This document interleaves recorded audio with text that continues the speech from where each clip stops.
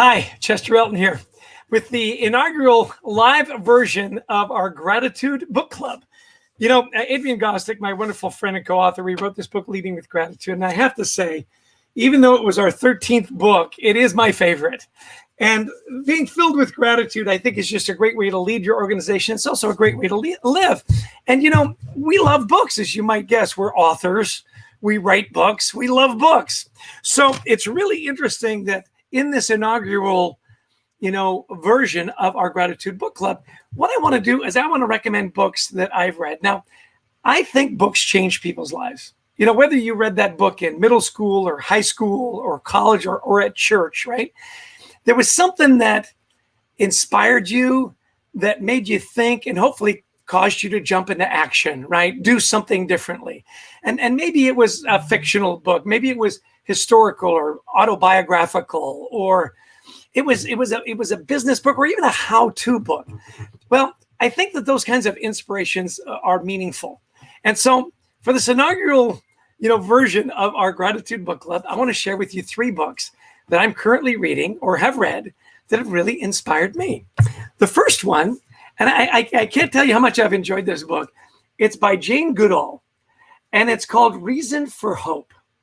Now, it's beautifully written, and I just want to read the opening introduction for you, because it's what really captured me, and it goes like this. Many years ago, in the spring of 1974, I visited the Cathedral of Notre Dame in Paris. There were not many people around, and it was quiet and still inside. I gazed in still awe at the great rose window glowing in the morning sun.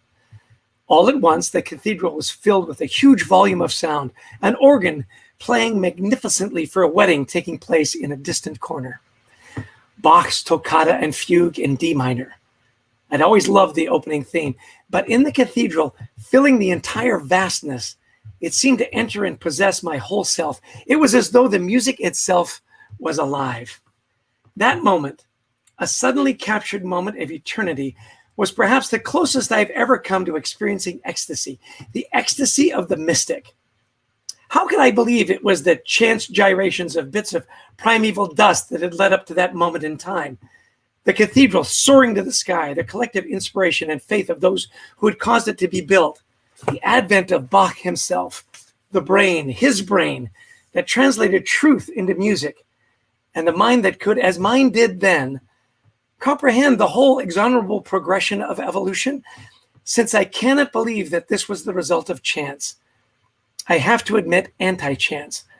So I must believe in a guiding power in the universe. In other words, I must believe in God. So inspiring, so well written. And it's basically her life story. Now, she's still alive and still doing remarkable things for the environment and for endangered species, the Gombe Chimpanzee project. And, she became famous, and it was, I think it was in 1960, the termite mound. Back then, scientists, in the 60s said, well, you don't give your subjects names, you just give them numbers. That's how scientists do it. Well, she named David Graybeard.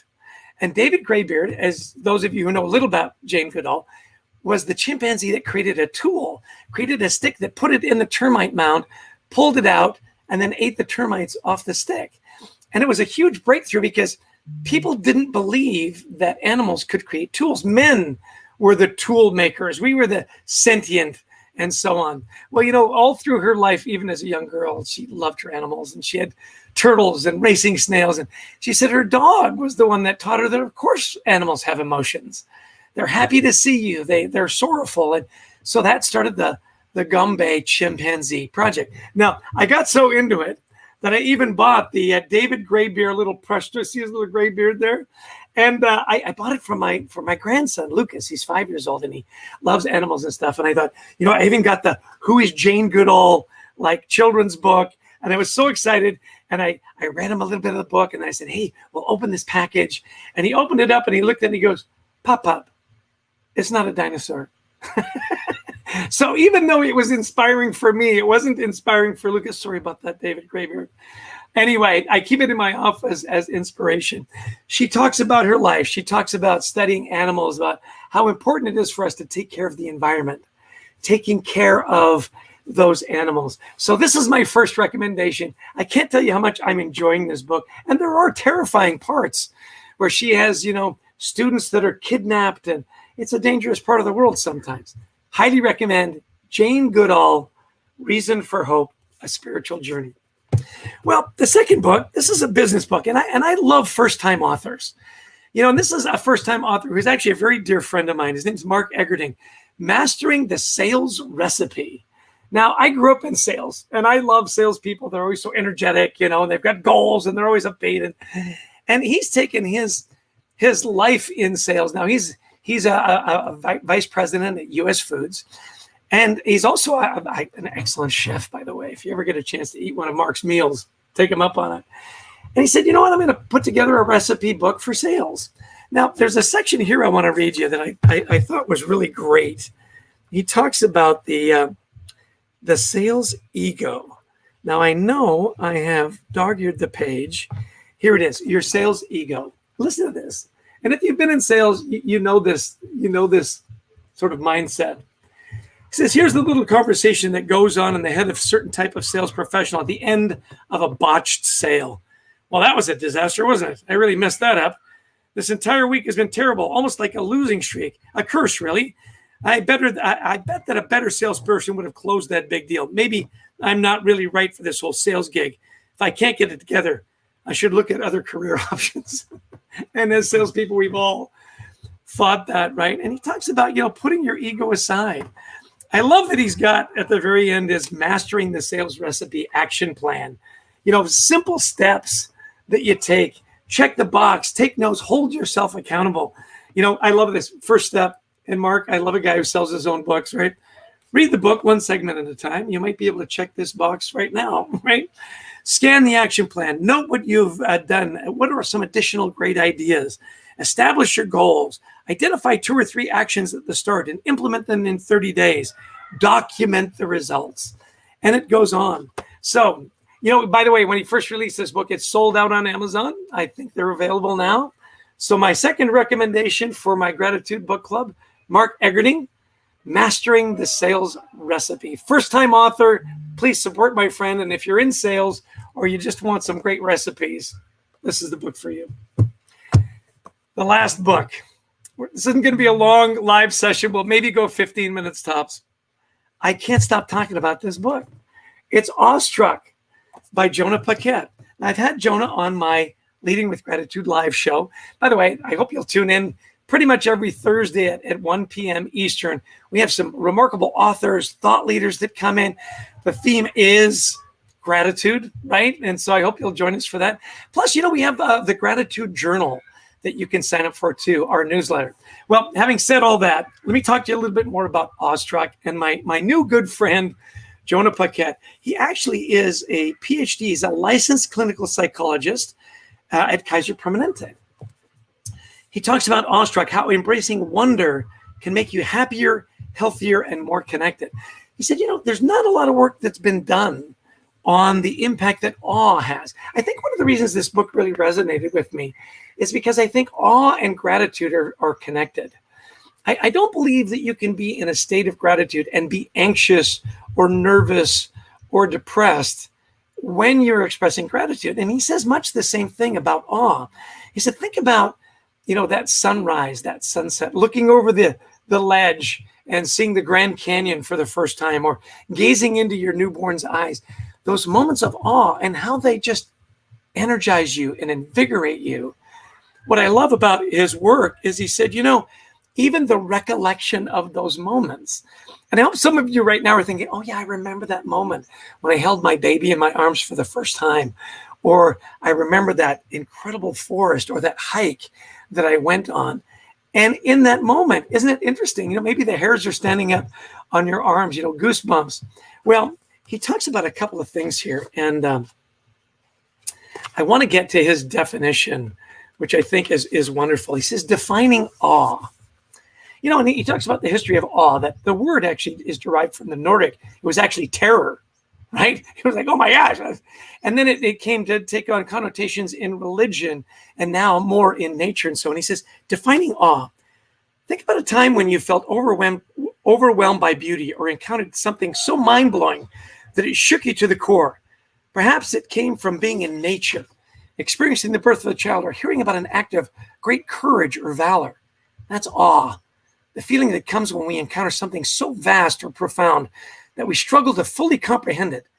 And whether we feel awed by standing in a grove of giant redwoods, gazing across the Grand Canyon, or by experiencing a joyful moment with a child, it turns out that that feeling of awe has profound implications for many areas of our lives. Well, I will admit there are chapters in here that are kind of technical that I don't relate to. And so if you're really into the science of awe and how it impacts your brain and so on, you'll love those sections. He talks about the positive side of awe and the darker side of awe.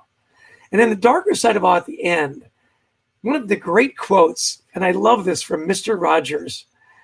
He says, when I think of the courage and bravery shown by so many individuals in these sort of dark moments, I'm reminded of a quote from the great Mr. Rogers. He said, quote, "When I was a boy and I would see scary things in the news, my mother would say to me, 'Look for the helpers. You'll always find people who are helping.' To this day, especially in times of disaster, I remember my mother's words, and I'm always comforted by realizing that there are still so many helpers, so many caring people in this world. Perhaps in some of these instances, at least, awe helps explain precisely why there are so many helpers, even under the most trying of times." Awestruck, how embracing wonder can make you happier, healthier, and more connected. Jonah, Paquette.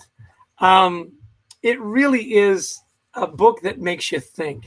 And that's why I love books. I think books, not only can they inspire you or can they take you to faraway places, that as you're reading, you're there on Treasure Island or you're there on the seas. Not only can it give you a break in fiction and so on, it can make you think and hopefully inspire you as you read the lives of great men and women that have changed our society. And I hope what it does too is it inspires you to act, to do something differently.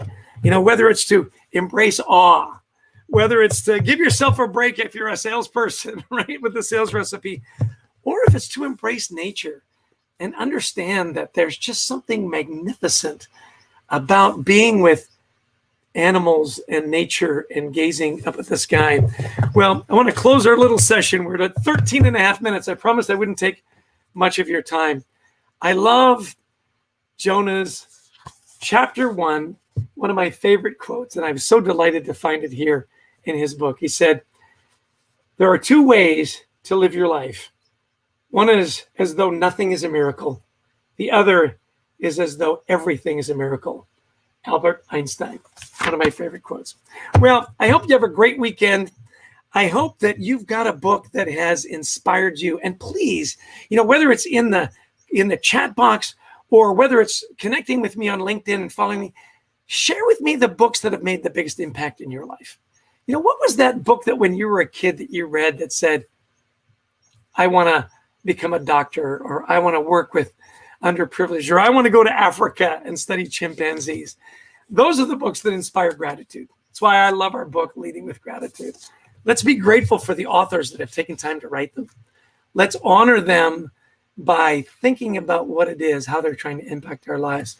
And let's lead our lives with gratitude. It's not just a better way to lead, as we always say in business. You know what? It's just a better way to live.